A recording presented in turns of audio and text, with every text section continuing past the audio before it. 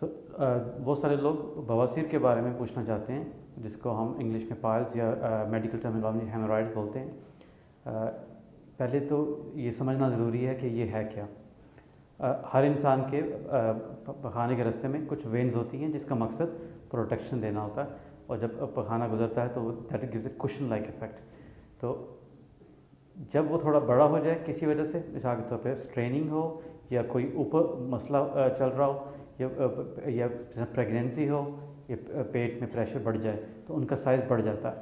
अब इसको इलाज कैसे करना है, इसके हमारे पास लैप्कोस में हमारे पास इसके बहुत सारे ट्रीटमेंट अवेलेबल हैं, जिसमें बग़ैर ऑपरेशन के और बग़ैर कट के हम कुछ इलाज कर सकते हैं। मिसाल के तौर पे बेंडिंग कर सकते हैं।